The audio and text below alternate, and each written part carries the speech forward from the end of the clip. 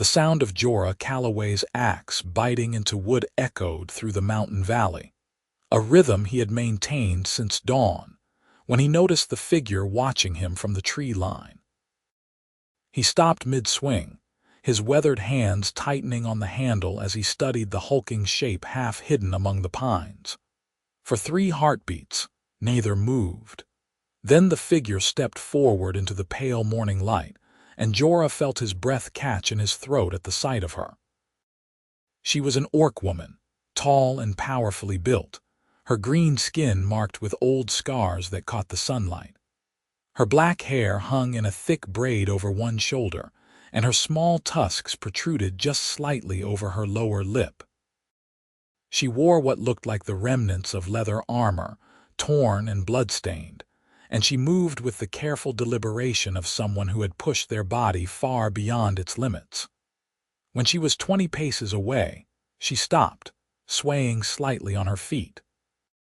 "I mean no harm," she said, her voice rough and low. "I only ask for water, then I will leave." Jorah studied her for a long moment. He had fought orcs during his years in the border militia, back when the conflicts between their peoples had flared hot and brutal. He had seen what they could do in battle, the raw strength and ferocity they brought to a fight. But he had also seen enough of war to know the look of someone at the end of their rope, and this woman was barely standing. "You are hurt," he said, setting down his axe but keeping it within reach. She straightened, and he saw pride flash in her amber eyes. "I am well enough. You have blood running down your side." Her jaw tightened, and she glanced down at the dark stain spreading across the leather. "It is nothing. That is a lot of nothing." Jorah wiped his brow with the back of his hand. "How long have you been walking?" 3 days, maybe 4. She seemed to consider this. "The nights blur together." "And when did you last eat?" She did not answer, which was answer enough. Jorah made a decision that part of him knew was foolish, but that he could not avoid making anyway. He had come to these mountains to escape the complications of humanity, but apparently he could not escape his own nature. "There is a creek beyond those rocks," he said, pointing. "The water is clean. After you drink, come to the cabin. I will see to that wound." Suspicion clouded her features. "Why would you help me?" "Because you asked for water and you are bleeding all over my clearing." He picked up his axe again. "And because I spent enough years killing to last me a lifetime. I would prefer to spend the rest of my days doing something else." She stared at him, clearly trying to decide if this was some kind of trap. Finally, she gave a short nod and turned toward the creek, moving with the careful steps of someone fighting to stay upright. Jorah watched her go, then headed toward his cabin to prepare for what he suspected would be a difficult afternoon.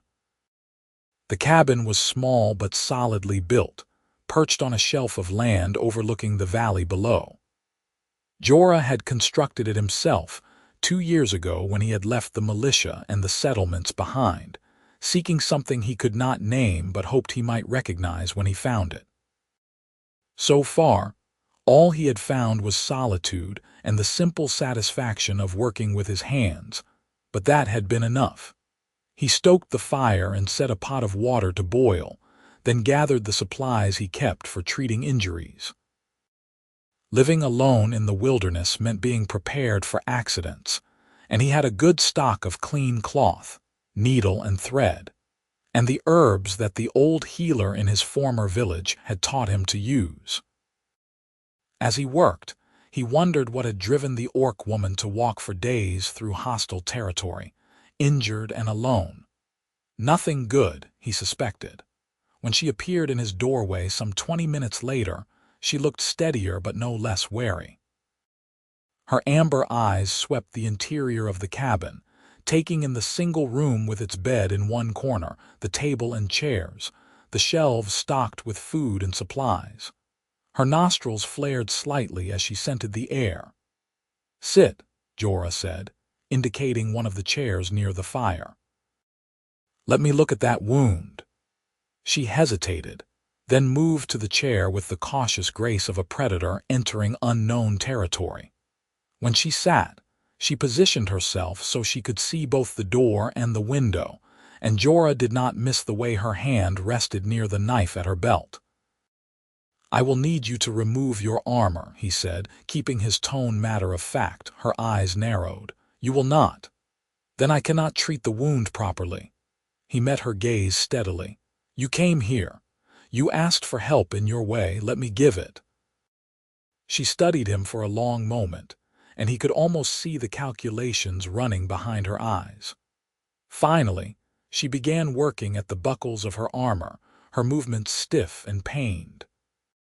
Jorah turned away to give her privacy, busying himself with preparing a clean cloth and checking the temperature of the water. "I am ready," she said after a moment.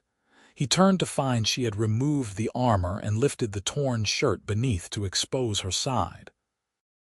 The wound was a deep gash that ran from just below her ribs down to her hip, clearly made by a blade.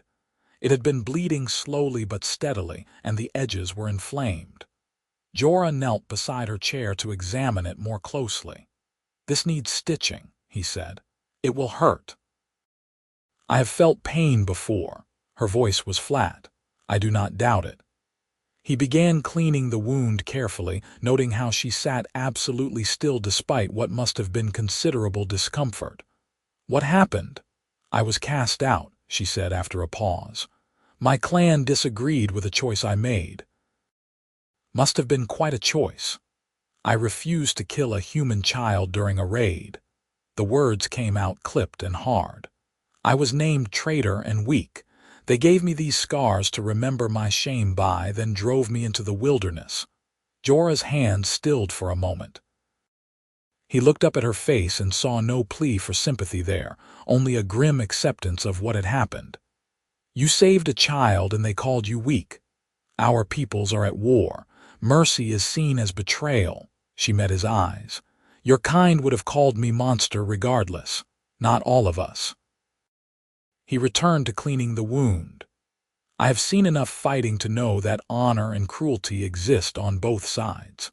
She said nothing to that, but some of the tension left her shoulders. Jorah worked in silence for a while, concentrating on the delicate task of stitching the long gash closed. She did not flinch or make a sound, though he knew each pass of the needle must have been agony. When he finally tied off the last stitch and sat back, he saw a thin sheen of sweat on her green skin. "Done," he said. "It will heal, as long as you keep it clean and do not push yourself too hard." "I must keep moving," she said. "If I stay in one place I will be found. Found by who? Your clan, perhaps. Or by humans who would see an orc and attack first, ask questions never." She began carefully lowering her shirt over the fresh bandages. "I should leave before I bring trouble to your door." Jorah stood and moved to the shelf where he kept his food stores. "You need rest and food before you go anywhere. One night will not make a difference. You do not understand the risk." "I understand that you are in no condition to defend yourself if you are attacked, and that you will likely collapse before you make it another mile."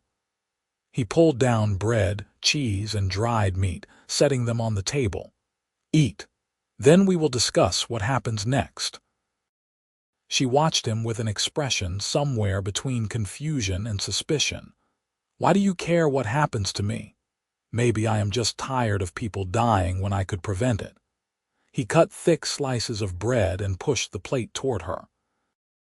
"Maybe I see someone who chose compassion over cruelty and paid a terrible price for it, and I think that deserves something better than bleeding out alone in the woods. Does the reason matter?" She stared at the food, and he saw her throat work as she swallowed. "I have nothing to pay you with." "I am not asking for payment." "Then you are a fool." But she reached for the bread with hands that trembled slightly. When she bit into it, he saw her eyes close briefly, and he realized she must have been far hungrier than she had admitted. He let her eat in peace, turning his attention to preparing a proper meal. He had a stew left over from the day before, and he heated it over the fire while she worked her way through the bread and cheese with the focused intensity of someone who had not eaten in days. By the time he set a bowl of hot stew in front of her, she had regained some color in her face. "Thank you," she said quietly, and he heard the genuine gratitude beneath the gruff tone. "You are welcome." He sat across from her with his own bowl. "I am Jorah, by the way, Jorah Calloway." She hesitated, then said, "Makra, no clan name now, just Makra." "Well, Makra, you are welcome to stay here tonight. I have only the one bed, but I can sleep on the floor." "No," the word came out sharp. "I will not take your bed. You are injured. You need proper rest." "I have slept on harder surfaces than your floor." She met his eyes. "I will not be in your debt more than I already am." He could see there would be no arguing with her on this point. "Fine, but you will use the blankets at least." She gave a short nod and returned her attention to the stew. They ate in silence for a while, and Jorah found himself watching her surreptitiously. She was striking in a way he had not expected, her features strong and well-defined, her amber eyes intelligent and wary. The scars that marked her skin told stories of violence survived, but they did not diminish her. If anything, they added to the sense of strength that seemed to radiate from her. When the meal was finished, Makra helped him clean the dishes without being asked, moving carefully to avoid pulling at her stitches. The sun was setting by the time they were done, painting the sky beyond the window in shades of orange and gold. "You should rest," Jorah said. "Your body needs time to heal." "And you should bar your door tonight," she replied, "in case I am not what I seem. Are you planning to kill me in my sleep?" "No." She looked almost offended by the suggestion, "but you should not trust so easily. I will take my chances." He pulled the spare blankets from the chest at the foot of his bed and laid them on the floor near the fire. "There, comfortable enough." She looked at the makeshift pallet, then at him. "You are a strange human, Jorah Calloway, so I have been told." He moved toward his bed, then paused. "If you need anything in the night, wake me." She nodded but said nothing more. Jorah lay down on top of his covers, not bothering to undress. He was not afraid of Makra, but he was also not fool enough to make himself completely vulnerable. As he lay there in the darkness, listening to the fire crackle and the sound of her breathing, he wondered what he had gotten himself into. He woke once in the deep hours of the night to the sound of movement. Sitting up carefully, he saw Makra standing by the window, silhouetted against the starlight. She stood very still, and he thought she might be on watch, old soldier's instincts keeping her alert even when she should be resting. He said nothing, just lay back down and eventually drifted off again. When he woke in the morning, she was gone. The blankets were folded neatly by the fire, and the dishes from last night were stacked clean on the shelf. For a moment, Jorah thought she had simply left as quietly as she had arrived. Then he went to the door and found her outside, already awake and apparently testing the limits of her injury by practicing slow, careful fighting stances in the clearing. "You should not be doing that," he called out. She straightened, not looking particularly guilty. "I need to know what my body can handle. Right now, it can handle resting and healing." He moved down the steps. "You planning to leave today? I have taken too much of your hospitality already." "You have been here less than a day." He studied her. "Where will you go?" She was silent for a moment. "North, perhaps, into the deep mountains. There are said to be places there where neither orcs nor humans go, where an outcast might survive." "That is a hard life you are describing." "It is the only life left to me." She rolled her shoulders carefully. "But it is still life, which is more than many in my position could say." Jorah made a decision that surprised him even as he spoke the words. "You could stay here." She stared at him. "What? Stay here? At least until you are fully healed." He gestured at the cabin. "I have room. I have supplies, and I could use help with the work around the homestead if you are offering." "I am not offering." But there was something in her eyes, a flicker of something that might have been hope before she crushed it. "You do not want me here. You do not even know me. I know you saved a child when it would have been easier not to. I know you have survived things that would have killed most people, and I know you are too proud to accept help even when you need it desperately." He crossed his arms. "So I am not offering help. I am offering a trade. Your labor for room and board until winter passes. After that, you can decide what you want to do." She studied him for a long moment. "You realize what people would say if they knew you were sheltering an orc. There are no people around to say anything. That is why I live up here. Still, it is a risk. Life is a risk." He turned back toward the cabin. "Think about it. I am going to make breakfast." She did not follow him immediately, and he wondered if she would simply disappear into the forest while he was inside. But when he looked out the window a few minutes later, she was still there, staring out at the valley with an expression he could not read. By the time he had breakfast ready, she had come inside. She sat at the table without being asked, and when he set food in front of her, she ate with the same focused intensity as the night before. When they were done, she looked at him and said, "1 month. I will stay 1 month to repay your kindness, then I go." "Fair enough." He offered his hand across the table. "We have a deal."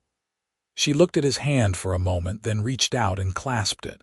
Her grip was strong, her palm calloused and warm. When she released him, something had shifted between them, though Jorah could not have said exactly what. The days that followed fell into a pattern. Jorah continued his work around the homestead, chopping wood, hunting, maintaining the fences and outbuildings he had constructed. Makra, despite her injury, threw herself into helping with everything she could manage. She was incredibly strong, even wounded, and she worked with a tireless determination that both impressed and worried him. More than once, he had to remind her to rest before she opened her stitches. "I will not be useless," she said on the 3rd day, when he suggested she take the afternoon off. "Resting while you heal is not useless, it is practical. I must earn my place here. You already have." He set down the bucket he had been carrying. "Makra, you are not a prisoner and you are not a servant, you are a guest. Act like one." She looked away. "I do not know how to be a guest. I only know how to be a warrior, and now I cannot even be that." The pain in her voice caught him off guard. He moved closer, careful not to crowd her. "You are still a warrior. A wound does not change that." My clan thought otherwise. She touched the scar on her side unconsciously. "They said I had become soft, weak, that I had forgotten what it meant to be orc. Maybe what it means to be orc is not what they think." Jorah leaned against the fence post. "Maybe choosing mercy takes more strength than choosing violence." She looked at him then, really looked at him, and he saw something raw and vulnerable in her eyes. "You sound like my mother. She was the clan healer. She always said that knowing when to fight and when to save lives was the hardest wisdom to master. She sounds wise. What happened to her?" "She died defending the camp from a bear when I was young." Makra's jaw tightened. "She could have run, but there were children in danger, so she stood her ground. I am sorry, so am I." She pushed away from the fence. "Come, show me this fence you are trying to repair. I may be wounded, but I can still hold a post steady while you nail it." He let her help, knowing she needed to feel useful more than she needed to rest. But he kept the work light and watched her carefully for signs of strain. As they worked side by side in the afternoon sun, he found himself acutely aware of her presence, the way she moved, the low timbre of her voice when she asked questions or made observations about his work. It occurred to him that he had not realized how lonely he had been until she arrived. That night, when it was time for sleep, Makra gathered the blankets and prepared her pallet by the fire as she had the previous nights, but Jorah had been thinking about the arrangement all day. "You know," he said carefully, "I do have another room." She looked up. "You said you only had the one bed." "I do, but there is a storage room in the back. It is small, but it is private. I could clear it out, bring in the extra mattress I have stored in the loft. It would be more comfortable than the floor." She stared at him. "You would give me my own room?" "You are going to be here for a month at least. You should have proper space." He rubbed the back of his neck. "I should have offered sooner. I did not think of it." "I do not need," she stopped herself. "That is, you do not have to do that." "I know I do not have to. I want to." He met her eyes. "You deserve privacy and comfort, Makra. Let me give you that much." She was silent for a long moment, and he saw her throat work as she swallowed. "Thank you," she said finally, and her voice was rough with emotion. They spent the next hour clearing out the storage room, moving boxes and supplies to the loft. It was a tight space, barely large enough for the narrow mattress Jorah hauled down from storage, but it had a small window that looked out on the forest and a door that could be closed. Jorah brought in spare blankets and a pillow, doing his best to make it comfortable. "There," he said, stepping back. "It is not much, but it is yours." Makra stood in the doorway, looking at the small room with an expression of wonder. "I have never had my own space before," she said quietly. "In the clan, warriors sleep together in the common lodge. Privacy is not something we are given." "Then enjoy it," he smiled. "I will let you get settled. Sleep well, Makra." He turned to leave, but she reached out and caught his arm. When he looked back, she was watching him with those intense amber eyes. "You are a good man, Jorah Calloway," she said. "Better than I deserve." "You deserve a lot more kindness than the world has given you," he replied. "Sleep well."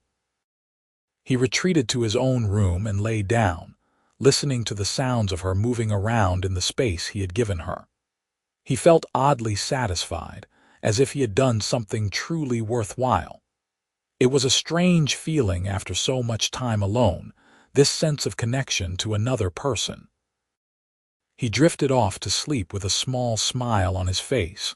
Jorah woke in the deep hours of the night to the sound of something moving outside his door. For a moment, disoriented and still half asleep, he thought it might be an animal. Then he remembered Makra and sat up, listening carefully. The sound came again, a soft rustling of fabric against wood. He rose quietly and moved to his door, opening it carefully. In the dim light from the banked fire, he could see Makra lying on the floor directly in front of his door. She had brought her blankets and pillow from her room and made a pallet across his threshold. She was curled on her side, her back to his door, and from the steady rhythm of her breathing, she was fast asleep. Jorah stood there for a long moment, trying to understand what he was seeing. He had given her a room of her own, privacy and comfort, and instead she had chosen to sleep on the hard floor outside his door. It made no sense. He considered waking her, asking her what she was doing, but something stopped him. Instead, he carefully closed his door and returned to his bed, though sleep was a long time coming. When he woke at dawn, he opened his door to find Makra already up and gone. Her blankets and pillow had been returned to her room, and there was no sign she had spent the night on the floor. If he had not seen it with his own eyes, he might have thought he imagined it. He found her outside, already working at splitting wood despite the early hour. She greeted him normally, showed no sign that anything unusual had happened. Jorah decided not to mention it, unsure what to say or ask. But the next night, the same thing happened. He woke in the darkness to the now familiar sound of her settling outside his door. This time, he got up immediately and opened the door, looking down at her. She had her eyes closed, but he could tell from the tension in her body that she was not asleep. "Makra," he said softly. "What are you doing?" She opened her eyes and looked up at him. In the faint firelight, her face was shadowed, hard to read. Go back to sleep, Jorah. You have a room, a bed. Why are you sleeping on the floor? It is not your concern. You are sleeping outside my door. That makes it my concern. He crouched down beside her. Talk to me.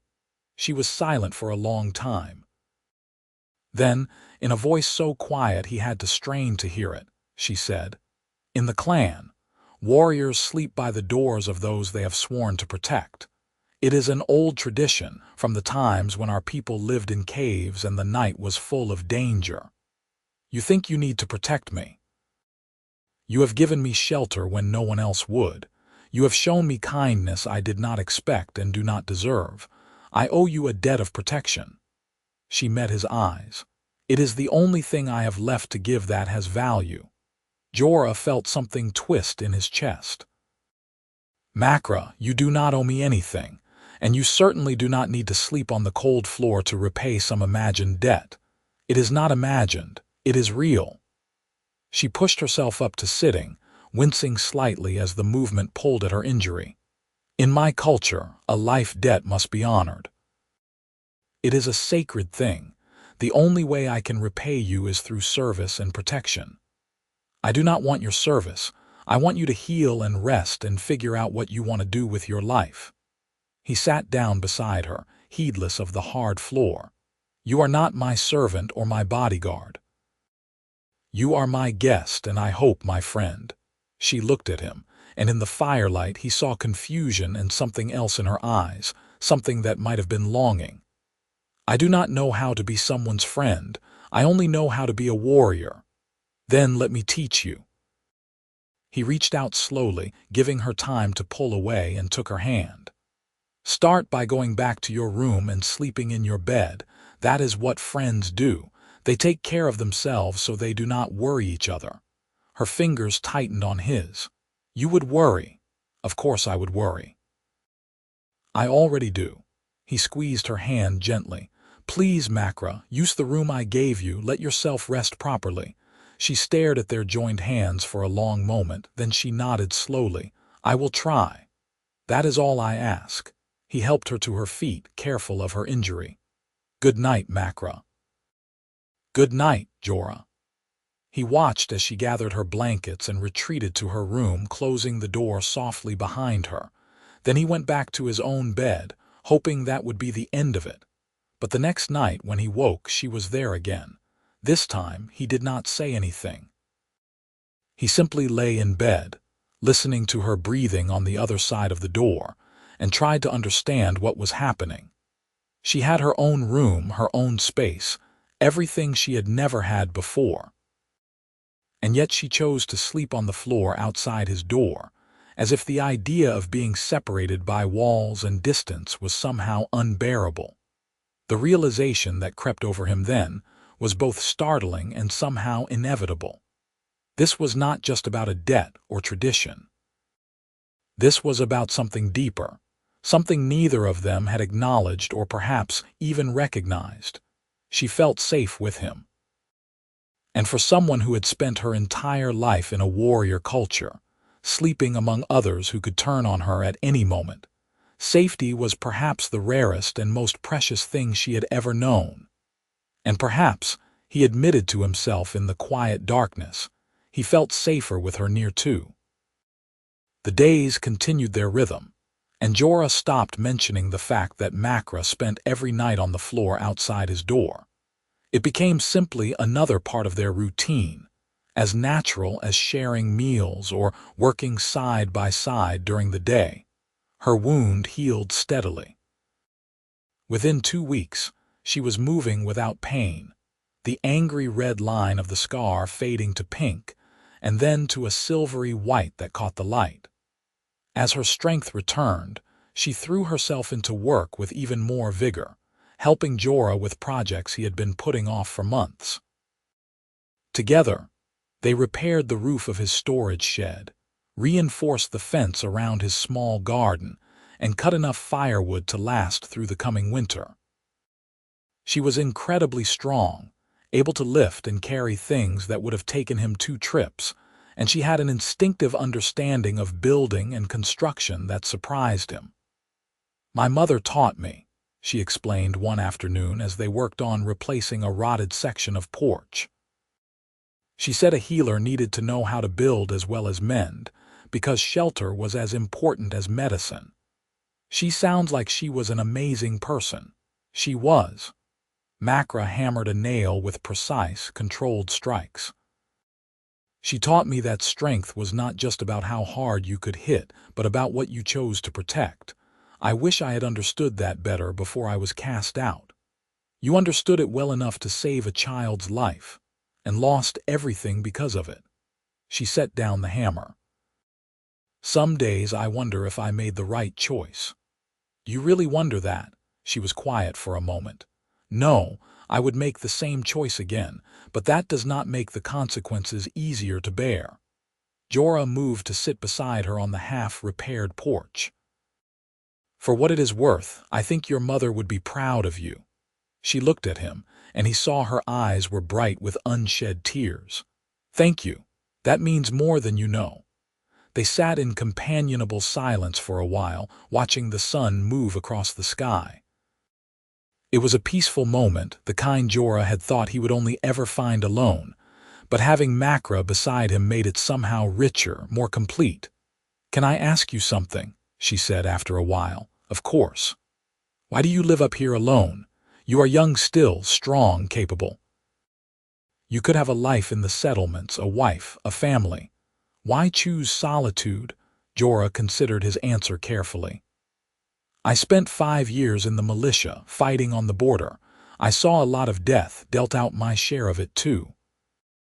When my term was up, I went back to my village expecting to feel like I was home, but everything felt wrong. The people seemed small-minded and petty. They wanted to hear war stories, wanted me to make what I had done sound glorious and noble. And it was not. It was necessary sometimes.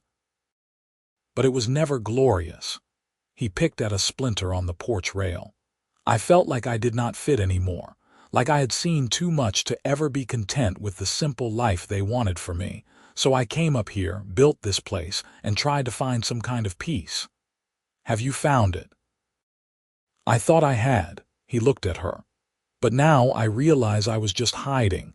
There is a difference between peace and absence." She studied him with those penetrating amber eyes. "And what do you think you have now?" "I think I have a friend," he said simply. "I think I have someone who understands what it means to be cast out and trying to find a new place in the world. And I think that might be worth more than solitude." She smiled then, a genuine smile that transformed her face, making her beautiful in a way that struck him silent. "I think so too." That night, when she settled outside his door again, Jorah opened it and looked down at her. "You know," he said quietly, "if you are going to insist on sleeping out here, at least let me give you more blankets. The nights are getting colder." She looked up at him, and in the firelight he saw warmth in her expression. That would be welcome. He brought her his spare quilt, the thick one he saved for the deepest part of winter. When he handed it to her, their fingers brushed, and he felt a jolt of something that was not quite electricity but close. "Thank you," she said softly. "Sleep well, Makra. And you, Jorah." He closed the door and returned to bed, but he lay awake for a long time, thinking about the smile she had given him that afternoon, and the way his heart had stuttered in his chest when their hands touched. He was in dangerous territory, he realized. Falling for an orc woman, even one as remarkable as Makra, was asking for complications he had come to these mountains to avoid. Their peoples were enemies. Even if they felt something for each other, there was no future in it. She would leave when winter came, head north to the deep mountains, and he would return to his solitary life. The thought filled him with a heaviness he had not expected. On the other side of the door, Makra lay wrapped in the quilt that smelled like Jorah, like pine and wood smoke and something uniquely him. She pressed her face into the fabric and allowed herself a moment of weakness, a moment to acknowledge the truth she had been avoiding. She did not want to leave. More than that, she did not want to leave him. Somewhere in the past weeks, between the shared work and quiet conversations, between his patience and his kindness. She had begun to feel something she had never felt before, something warm and terrifying and precious. She was falling in love with a human. The realization should have horrified her. She was orc. He was human. Their peoples had been at war for generations. Even if by some miracle he felt the same way, what kind of life could they possibly have together? She had no clan, no home, nothing to offer him but a future of difficulty and danger. And yet, when she thought about leaving, about walking away and never seeing him again, the pain was almost physical. She curled tighter in the blanket, pressing her back against his door as if she could somehow absorb his presence through the wood. Tomorrow she would be strong again. Tomorrow she would remember all the reasons this could never work. But tonight, in the darkness, she let herself imagine what it might be like to stay. The month Makra had agreed to stay turned into 6 weeks, then 2 months. Neither of them mentioned her leaving. They simply continued their routine, working together during the day, sharing meals and conversation in the evening, and maintaining their unspoken arrangement at night. The weather grew colder as autumn deepened. The leaves on the trees turned brilliant shades of red and gold, and frost began to appear on the ground in the mornings. Jorah taught Makra how to hunt with a bow, and she proved to be a quick study, her warrior's instincts adapting easily to the patient stillness required. They brought down a deer together one crisp afternoon, working as a seamless team. Makra tracked the animal while Jorah made the kill shot, and together they field-dressed it and hauled it back to the cabin. The work was hard and messy, but there was a satisfaction in it, a sense of partnership that felt profound. That night, as they sat by the fire eating fresh venison, Jorah found himself watching Makra in the firelight. She had filled out slightly in the weeks she had been with him, the gauntness of starvation replaced by healthy strength. Her hair shone, and her skin had lost the gray undertone of exhaustion. She looked strong and vital and heartbreakingly beautiful. "What?" she said, catching him staring. "Nothing, just thinking how different you look from that first day." "I was half dead that first day." She took another bite of meat. "You brought me back to life. You did that yourself. I just gave you the space to heal. You gave me more than space. You gave me hope." She set down her plate. "I did not think I would ever have that again." The weight of her words hung in the air between them. Jorah felt his heart beating faster, felt the moment stretching out, pregnant with possibility. "Makra," he said softly, "I need to tell you something." She looked at him, her amber eyes reflecting the firelight. "What is it?" But before he could answer, a sound from outside shattered the moment. It was the snap of a twig, deliberate and close. They were on their feet instantly, Jorah reaching for his hunting knife while Makra moved with fluid grace to put herself between him and the door. "How many?" Jorah whispered. She tilted her head, listening. 3, maybe 4, moving carefully, trying to be quiet. "Orcs or humans?" "I cannot tell." She glanced at him. "Stay behind me, like hell." He moved to her side. We faced them together. Before she could argue, a voice called out from the darkness. "Jorah Calloway, we know you are in there. Come out and face judgment for your crimes." Jorah felt his blood run cold. He recognized that voice. Martin Darrow, a man he had served with in the militia, someone he had once considered a friend. "What does he want?" Makra whispered. "Nothing good." Jorah moved toward the door. "Let me handle this." "Not a chance." She grabbed his arm. "If there is danger, we face it together." "That is what you said." He looked at her, saw the determination in her face, and knew there would be no arguing. "Stay close to me. If things go bad, run for the woods." "I am not running." "Makra, I am not running," she repeated firmly. "Now open the door." Jorah took a deep breath and opened the cabin door. 4 men stood in the clearing, armed with swords and bows. Martin Darrow stood at the front, his face hard and cold in the moonlight. "Thought you could hide up here forever," Martin said. "Thought we would not find out what you have been doing." "I have not been doing anything except living my life," Jorah replied evenly. "What do you want, Martin?" "We want the orc." Martin's eyes moved to Makra, who stood slightly behind Jorah, her hand near her knife. Travelers passing through spotted her in the valley. Said they saw her with a human man working on a homestead. Did not take long to figure out it was you. She is under my protection. She is an orc, Jorah, the enemy. You are harboring her, probably giving her information about our settlements and defenses. Martin took a step forward. "That is treason." "That is ridiculous," Jorah snapped. "She is not a spy. She is not part of any clan. She was cast out and dying when I found her. I gave her shelter, nothing more." "Nothing more." One of the other men, a young farmer named Peter, spoke up.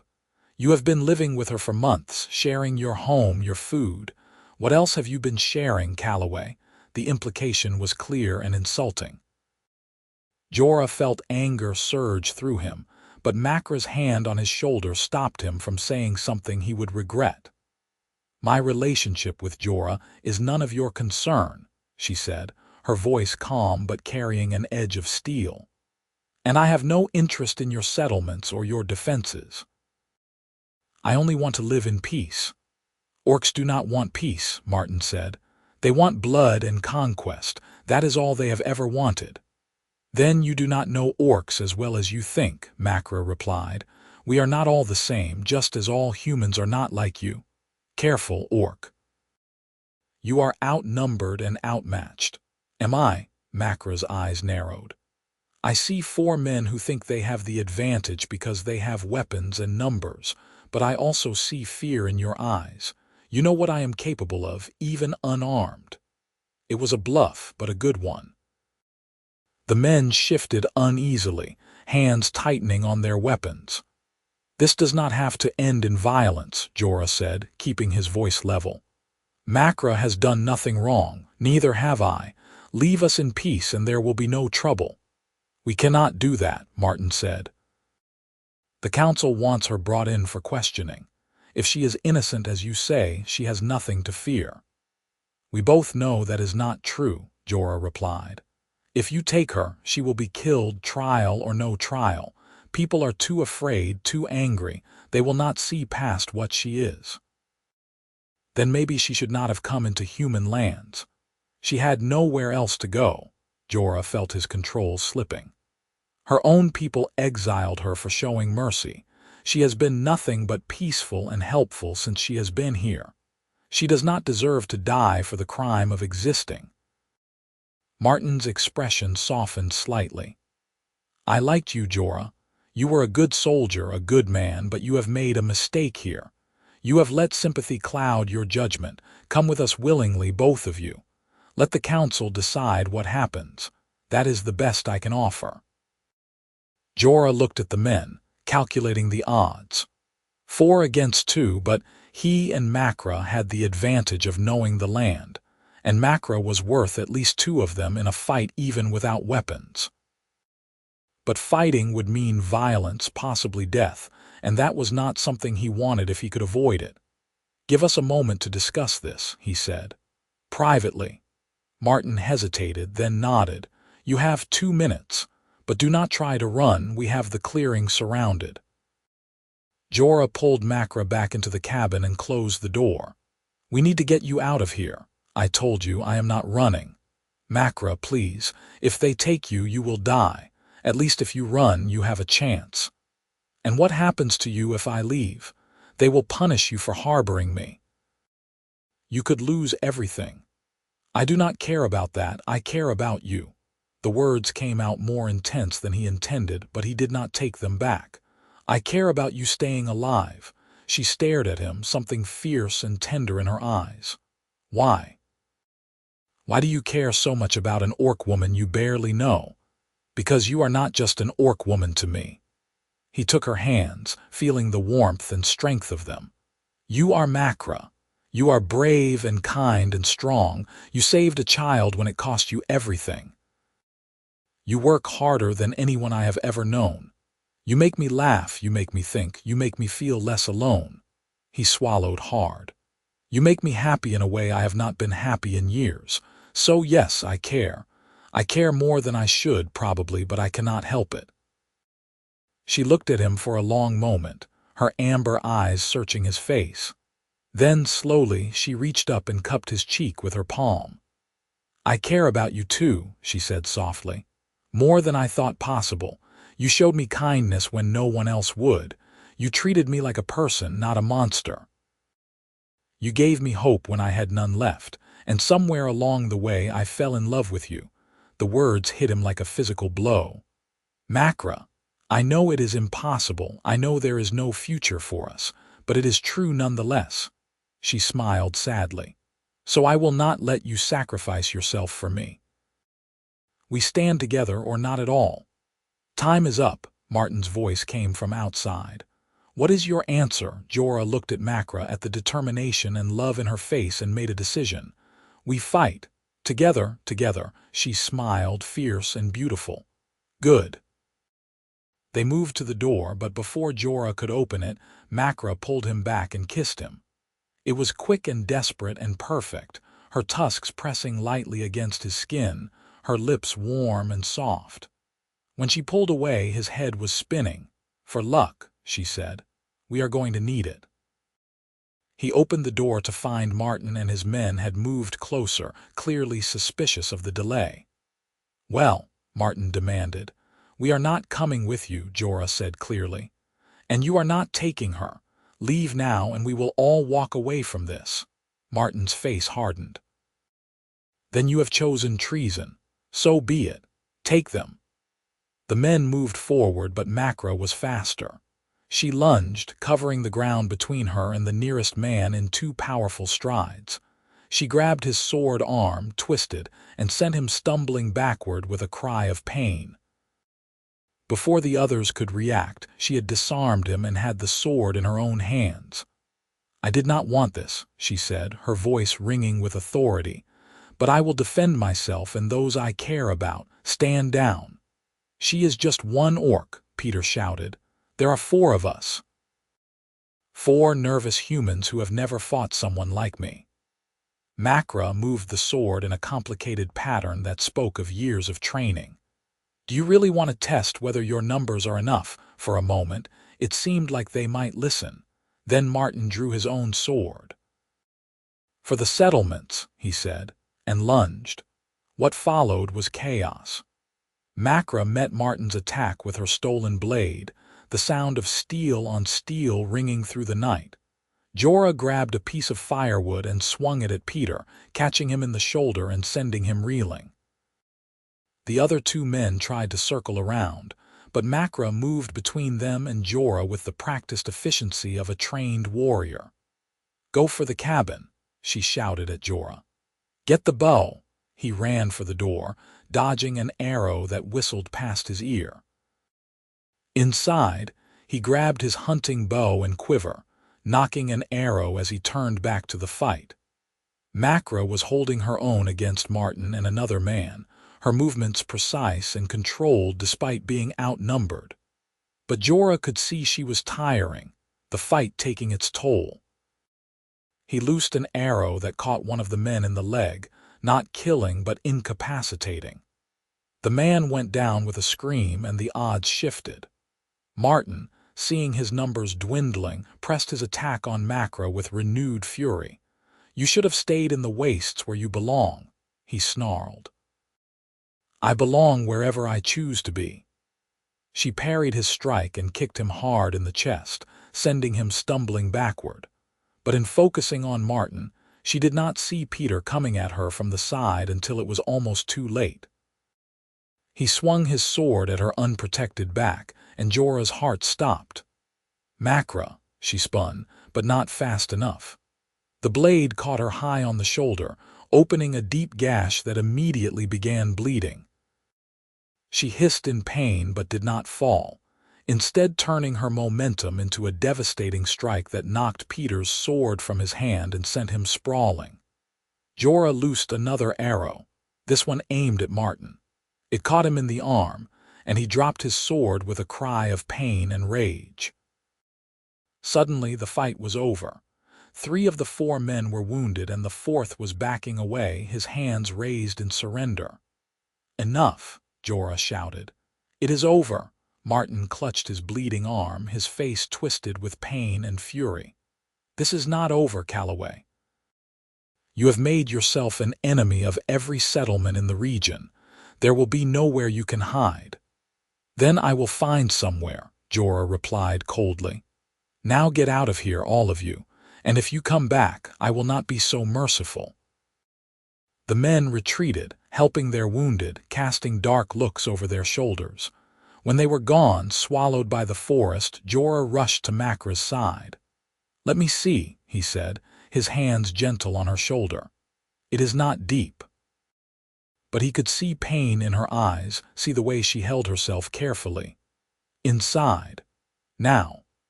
He helped her into the cabin, settling her in the chair by the fire. The wound was a long slash across her shoulder, bleeding freely but not life-threatening.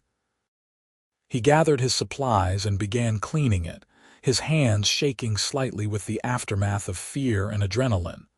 "You were amazing out there," he said as he worked. "So were you. That was a good shot, the one that caught Martin. I am just glad no one was killed."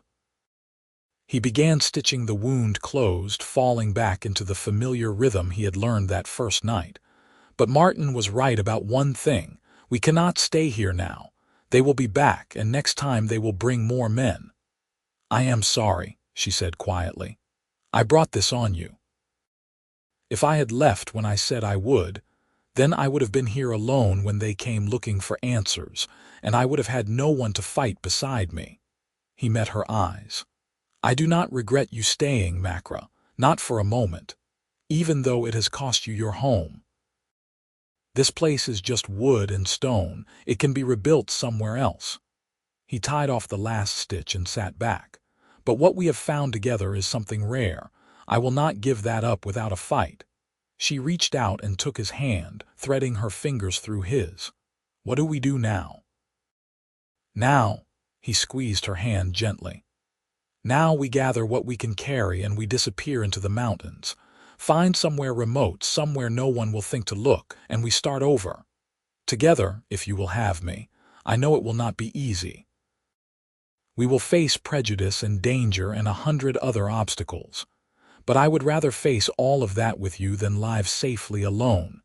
She smiled, and it was like the sun breaking through clouds. "Then we go together, as partners." "As partners," he agreed.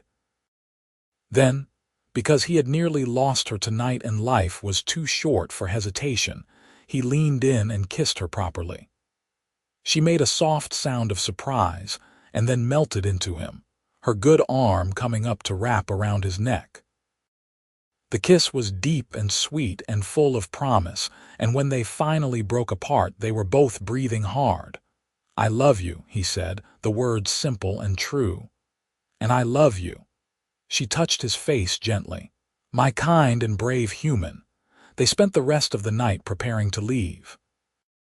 Jorah packed supplies, food, weapons, tools, everything they would need to survive in the wilderness. Makra, despite her injured shoulder, helped as much as she could, organizing and making decisions about what was essential and what could be left behind. By dawn, they were ready. Jorah took one last look at the cabin he had built with his own hands, feeling a pang of regret. But when he looked at Makra standing beside him, strong and resolute, the regret faded. This was just a place. She was his home now. They walked north, into the deep mountains, following game trails and staying off the main paths. Makra led the way, her tracking skills and knowledge of the wilderness proving invaluable. They traveled for 3 days, pushing hard to put distance between themselves and any pursuit. On the 4th day, they found what they were looking for. It was a small valley, hidden deep in the mountains and accessible only through a narrow pass that would be easy to defend. A stream ran through it, and there was good soil for a garden, timber for building, and game sign everywhere. It was isolated, beautiful, and perfect. "This is it," Makra said, looking around with satisfaction. "This is where we can build our life." Jorah put down his pack and took her hand. "Our life. I like the sound of that." They started immediately, working together to clear a space for a shelter. Jorah fell back on everything he had learned building his first cabin, but now he had Makra's strength and knowledge to complement his own. They worked from dawn to dusk, and despite the hard labor, Jorah found himself happier than he had been in years. The shelter they built that first week was crude but functional, enough to keep them warm and dry as autumn gave way to winter. As the days grew shorter and colder, they worked on improving their home, adding walls, a proper roof, and eventually a stone fireplace that Makra insisted on building herself. "My mother taught me," she explained as she carefully stacked stones. "She said a good fire was the heart of a home and it had to be built right. Your mother was a wise woman. She was." Makra placed another stone, her movements careful and precise. "I wish she could have met you. I think she would have liked you."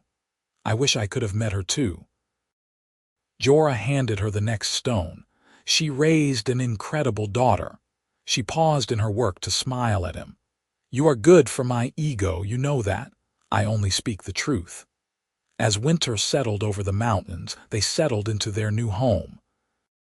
The days were filled with work, hunting, gathering firewood, preparing for the deep cold that would come. The nights were filled with talk and laughter and the slow, sweet exploration of their growing love for each other. One evening, as they sat by their fire, Makra resting her head on Jorah's shoulder, she said, "I never thought I could be this happy. For so long I thought my life was over, that I had lost everything and would never find anything worth living for again. And now I have more than I ever dreamed possible, a home, a partner, a future." She tilted her head to look at him. "You gave me all of that." "We gave each other that," he corrected. "I was just as lost as you were, Makra. I thought solitude was what I needed, but I was wrong. I needed connection. Purpose, love. You gave me all of that." She kissed him then, slow and tender, and he wrapped his arms around her, careful of her healing shoulder. When they broke apart, he saw tears on her cheeks. "What is wrong?" he asked, concerned. "Nothing is wrong. For the first time in my life, everything is right." She wiped at her eyes. "I am just happy. Is that not strange? To cry because you are happy, not strange at all." He brushed away a tear with his thumb. "I feel the same way." They sat in comfortable silence for a while, watching the fire burn. Finally, Jorah said, "Makra, there is something I want to ask you." "What is it?" He took a deep breath, suddenly nervous. "I know we have not been together long, and I know our situation is complicated, but I also know that I do not want to spend another day of my life without you by my side." He shifted so he could look at her directly. "In human culture, when two people love each other and want to build a life together, they get married. They make vows to each other, promises to stay together no matter what comes. I do not know if orcs do something similar, but if they do, or even if they do not, I want that with you. I want to promise myself to you formally and forever." She stared at him, her amber eyes wide. "You want to marry me, more than anything." He took her hands in his. "I know I do not have a ring or anything traditional to offer, but I have my heart, my loyalty, and my love. And I promise you that if you agree to be my wife, I will spend every day of my life making sure you know how precious you are to me." Tears were flowing freely down her cheeks now. In orc culture, we do have something similar. When two warriors choose to bind their lives together, they exchange weapons as a symbol of their commitment to protect and defend each other. It is called a bond oath, and it is considered sacred. "Then let us do both." the human way and the orc way. Let us bind ourselves together in every way possible. She laughed, the sound joyful and full of wonder. Yes, yes, Jorah Calloway, I will marry you. I will bond oath with you. I will be yours in every way that matters. He pulled her into a kiss that was full of joy and promise. When they broke apart, both of them were smiling so wide it hurt. When? She asked. When should we do this? Right now, if you want. We do not need anyone else's permission or blessing, just us. Right now, she agreed. They stood facing each other in front of the fire. Jorah took both of her hands in his and looked into her eyes. I, Jorah Calloway, take you, Makra, to be my wife. I promise to love you, honor you, protect you, and stand by your side through whatever life brings us. I promise to see you always as you truly are, not as the world might label you.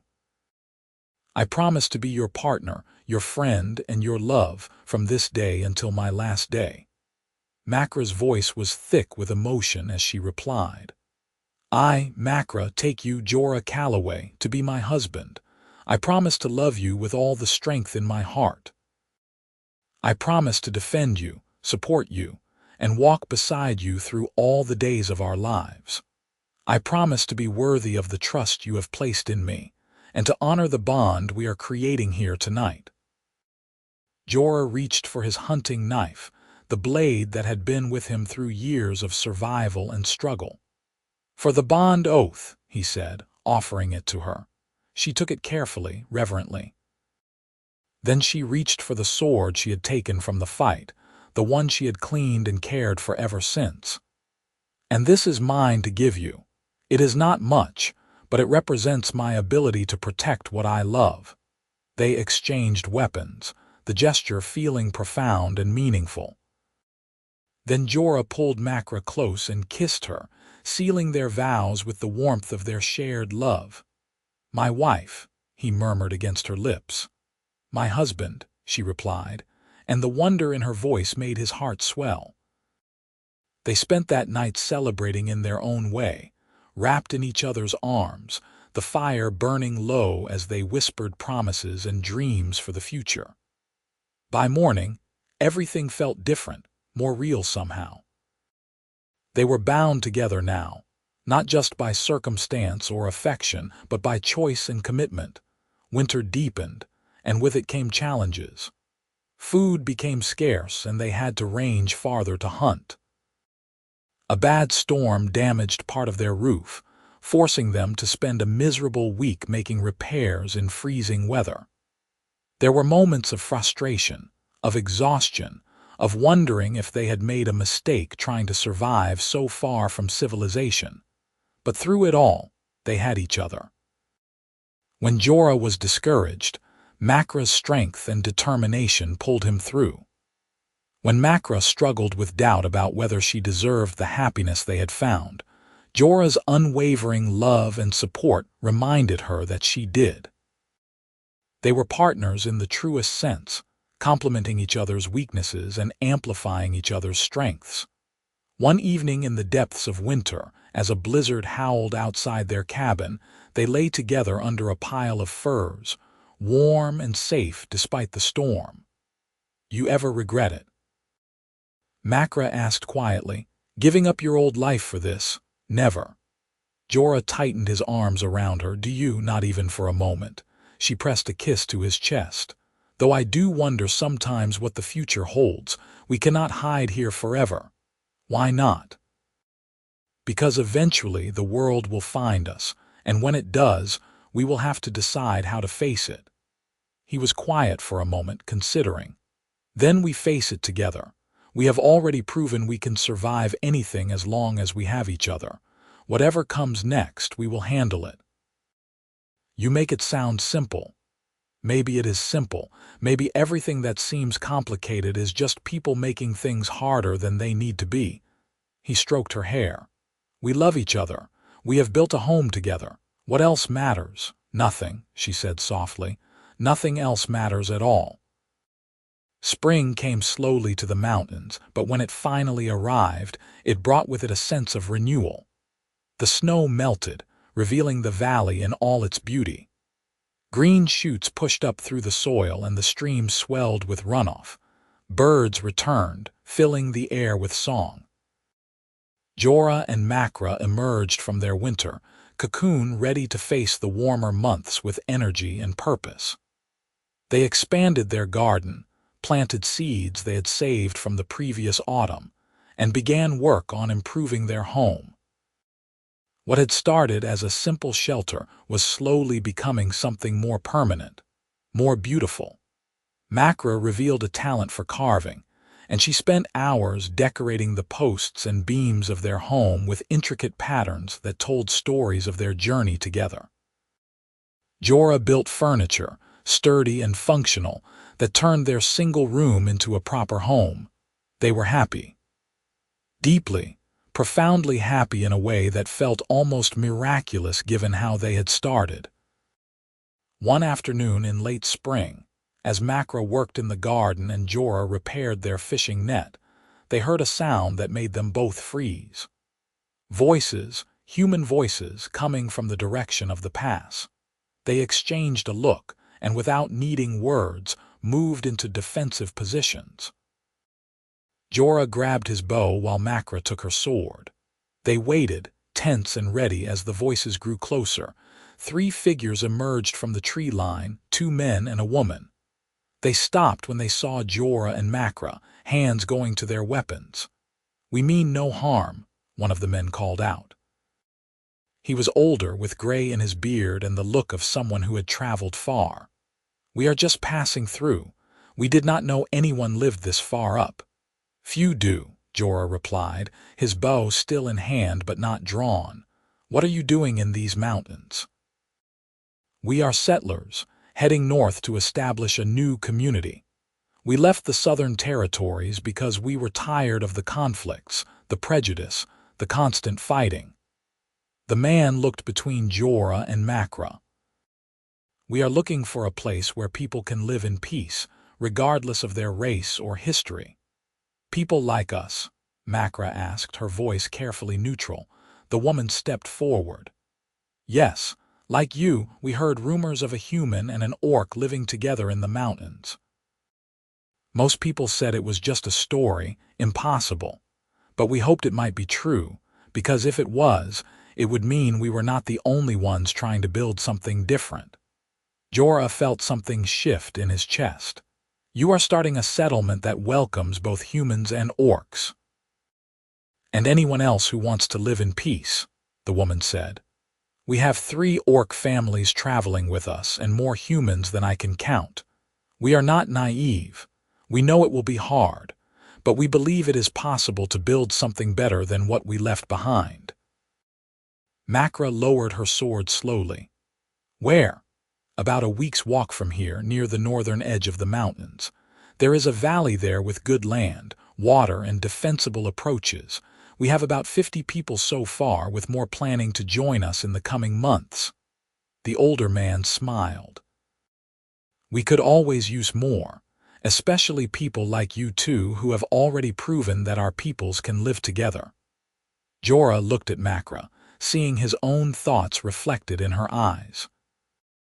This was what they had both thought impossible, a community where they would not have to hide who they were or what they meant to each other. "Give us a day to think about it," Jorah said. "Come back tomorrow at this time and we will give you our answer." The 3 travelers nodded and withdrew, setting up a camp in the woods beyond the valley. When they were gone, Jorah and Makra sat together by their fire, the weight of the decision heavy between them. "What do you think?" Jorah asked. "I think it sounds too good to be true," Makra said carefully. "But I also think it might be exactly what we have been hoping for without realizing it. We are happy here, safe. Do we really want to risk that?" "We are happy," she agreed, "but we are also alone. And as much as I love what we have built together, I cannot help but wonder what it would be like to be part of a community again.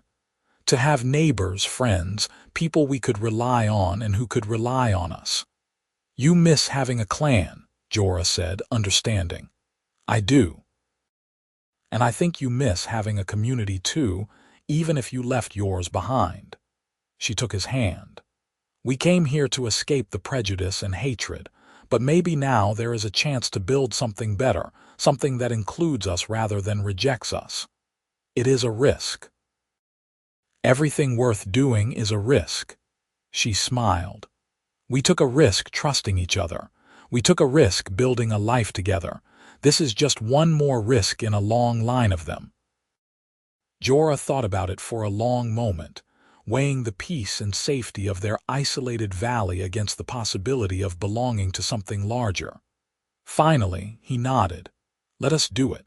Let us take the risk." The next day, when the travelers returned, Jorah and Makra gave them their answer. They would join the settlement. It took them a week to pack up their belongings and prepare for the journey, saying goodbye to the valley that had been their sanctuary and their home. As they walked away, Jorah looked back once at the cabin they had built together, feeling a mixture of sadness and anticipation. Makra took his hand, squeezing gently.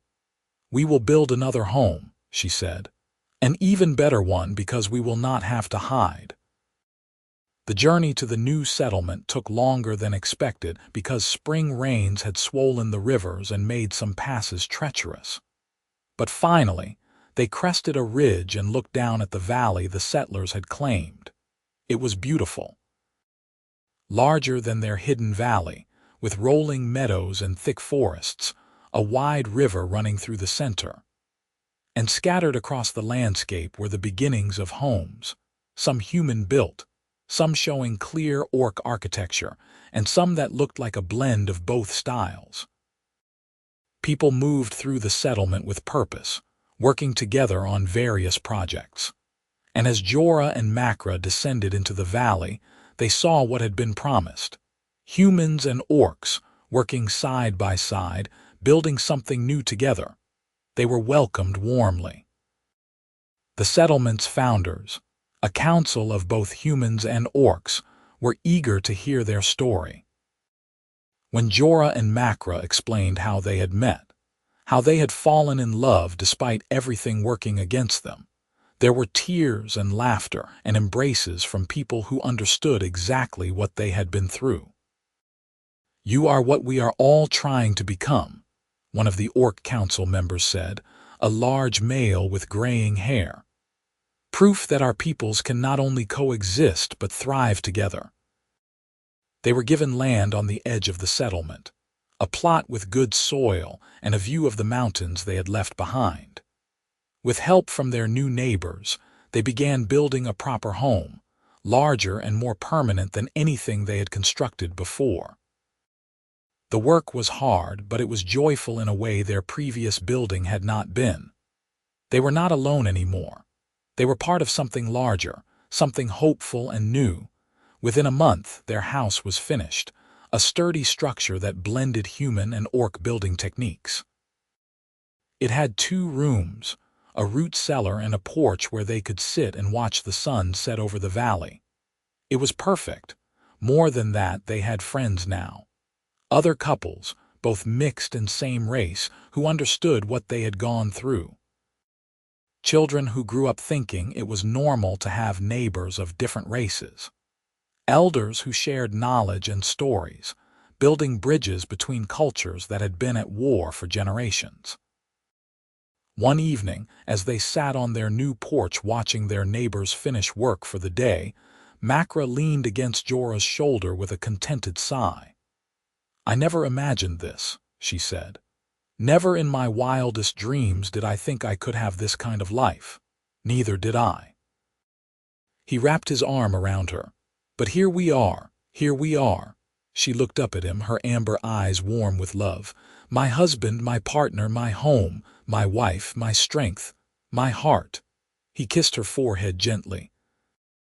"I would go through everything again, all the pain and fear and struggle, if it meant ending up here with you. So would I." They sat in comfortable silence as the sun sank lower, painting the sky in brilliant colors. Around them, the settlement was settling down for the night, lights beginning to glow in windows, the sounds of families gathering for evening meals. You remember that first night? Makra asked. When you gave me my own room, but I slept outside your door instead. How could I forget? I thought you were strange, she laughed. I was strange. I did not know how to accept kindness, so I tried to repay it the only way I knew how, by standing guard, by offering protection. And now I know that love is not about debts or obligations. It is about choosing someone every day, over and over, and having them choose you back. She turned to face him fully. I choose you, Jorah Calloway, today and every day forward. And I choose you, Makra. He cupped her face gently, his thumb brushing across her cheek. Every day, for the rest of my life. As full dark fell over the settlement, they went inside their home, closing the door on the world and retreating into the warmth and safety they had built together. But unlike their early days when they had hidden away out of necessity, this was different. They had a community now, a place where they belonged. The next morning they woke to the sound of their neighbors calling greetings as they headed out to work in the fields. Makra and Jorah joined them, working alongside humans and orcs alike, building the future they had all dreamed of. It was not perfect. There were still tensions, still moments of misunderstanding and conflict. Some of the older settlers struggled with old prejudices, and there were occasional disputes about how things should be done. But everyone was committed to making it work, to proving that a better way was possible. Jorah and Makra became leaders in the community, their relationship a living example of what they were all striving for. They mediated disputes, helped new settlers adjust, and shared the hard-won wisdom of their experience. Years passed. The settlement grew and prospered. Children were born, including two of Jorah and Makra's own, beautiful half-orc children with their mother's strength and their father's kindness. These children grew up in a world where their very existence was celebrated rather than condemned, where they could be proud of all parts of their heritage. On the 10th anniversary of the settlement's founding, there was a great celebration. People came from all over the region, drawn by stories of the place where humans and orcs lived together in peace. There were games and music, food and dancing, and a palpable sense of joy.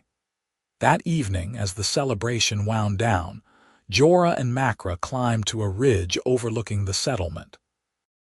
From there, they could see the lights of hundreds of homes, could hear the sounds of laughter and music floating up through the night air. We did this, Makra said softly. Not just us, but we were part of it. We helped build something beautiful. We did.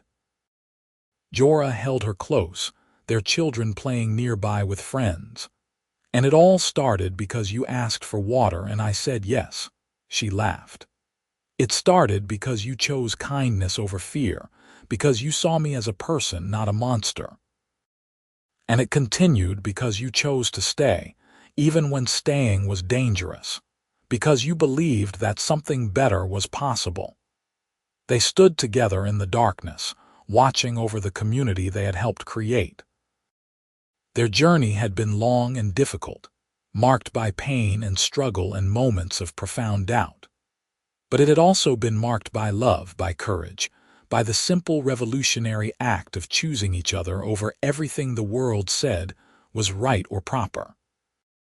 I love you, Makra said, the words as true and powerful as the first time she had spoken them. I love you too, Jorah replied, holding her closer. Always. Below them, the settlement continued its celebration, proof that hope and love could indeed change the world. And at the heart of it all was a truth both simple and profound. That when we choose to see each other's humanity, when we extend kindness even when it costs us something, we create the possibility for something better than what came before. Jorah and Makra had learned that lesson in the hardest way possible. But they had also learned that the rewards of such choices were beyond measure. They had found love where it should not have existed, built a home where they should not have been welcome, and helped create a future that once seemed impossible. As they walked back down to join the celebration, their children running ahead, they carried with them the certainty that they had made the right choices. Every one of them.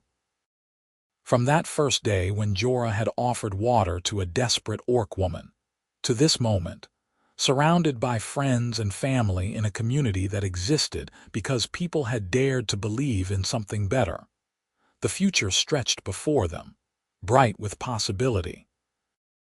There would be challenges ahead, certainly. The world beyond their settlement was not always kind or understanding, but they would face those challenges together, as they had faced everything else. And every night when they returned to their home, to the bed they shared instead of the floor outside the door, they would remember how far they had come. They would remember the journey that had brought them here, the choices that had seemed so small at the time but had changed everything. They would remember and they would be grateful for love, for friendship, for the community they had helped build, for the family they had created, for the future they were shaping with their own hands, but most of all for each other. In the end, that was what mattered most. Not the grand gestures or the sweeping changes, but the quiet daily choice to stand beside each other, to love each other, to build a life together despite everything working against them. That was their victory. That was their triumph. And as they danced together under the stars, surrounded by the laughter of their children and the warmth of their community, they knew with absolute certainty that they were exactly where they were meant to be, together. Always together. From that first desperate request for water to this moment of joy and belonging, their story had been one of transformation and hope. And now, as they looked to the future, they knew that their story was not ending but continuing, evolving into something even more beautiful than what had come before. They had given each other everything: safety and love, purpose and belonging, a future and a family. And in doing so, they had proven that the greatest strength lies not in weapons or walls, but in the courage to open your heart to someone the world says you should fear. That night, when they finally returned to their home, tired and happy from the celebration, Makra paused at the threshold. She looked at the space they had created together, filled with the evidence of their shared life, and then at Jorah, who waited patiently for her to enter. "Do you know what I realized today?" she asked. "What?" "That I have never slept outside your door since we came here. From that first night in this house, I slept beside you in our bed as equals and partners. You noticed that too," he smiled. "I wondered if you had.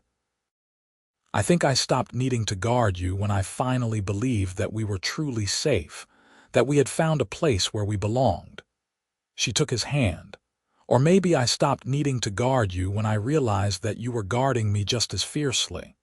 "Always," he promised. "For as long as I live."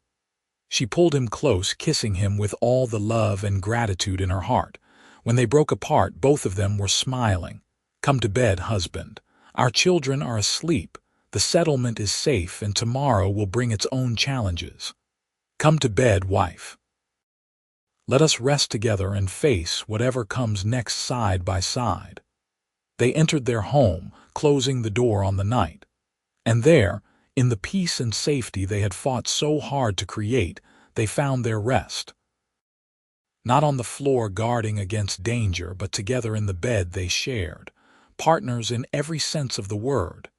Outside, the settlement slept, secure in the knowledge that a better world was possible, that humans and orcs could live together in harmony, that love could bridge any divide. And at the heart of it all was a simple truth, proven by one orc woman and one human man who had dared to believe: that kindness begets kindness, that courage inspires courage, and that love, true love, can change everything. Their story had begun with an act of desperate need and simple compassion. It had grown through trust and understanding, weathered storms of prejudice and violence, and ultimately blossomed into something beautiful and enduring. And now, as they lay together in the darkness, they knew that their story would continue. Through their children, through the community they had helped build, through every person whose life they had touched and who had touched theirs in return. The journey that had started with Makra sleeping outside Jorah's door had led them to this moment, this life, this love. And neither of them would change a single step of it, because in the end, every challenge had been worth it.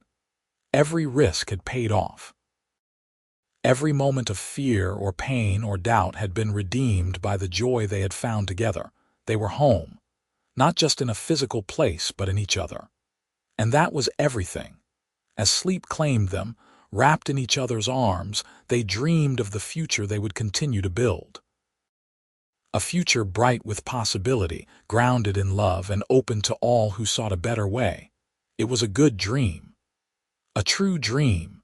And when they woke the next morning to face a new day, they would do so knowing that together, there was nothing they could not overcome.